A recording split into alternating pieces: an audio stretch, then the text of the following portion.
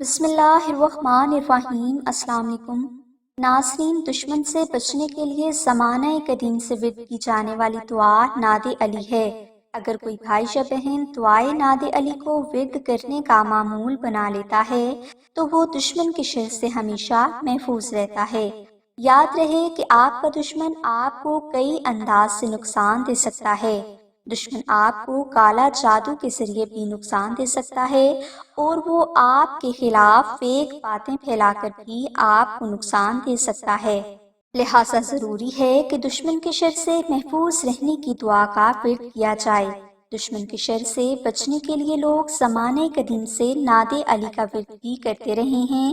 اس دعائے مبارکہ کو دشمن کے لیے قہر بھی مانا جاتا ہے۔ لہٰذا اس ویڈیو میں ہم آپ کو ایک آسان وظیفہ بتا رہے ہیں جس کی برکت سے آپ اپنے دشمن کی ہر چال اور سازش سے ہمیشہ محفوظ رہ سکیں گے۔ ناظرین، دشمن کے شر سے بچنے کے لیے ناد علی کا وظیفہ صرف ایک دن کیا جاتا ہے۔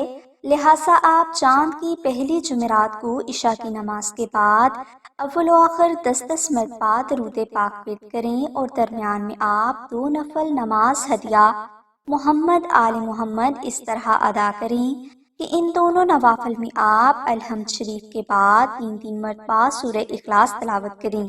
یہ نوافل ادا کرنے کے بعد آپ 300 مرتبہ دعائے ناد علی محبت سے ورد کریں۔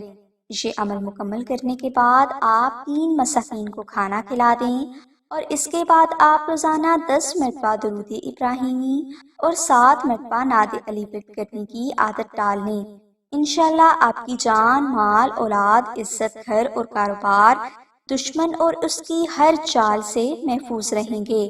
یاد رہے کہ کالا جادو دشمن ہی کرواتا ہے، لہٰذا دشمن آپ کے ساتھ جیسا برا کرے گا ویسا برا اسی کے ساتھ ہو جائے گا۔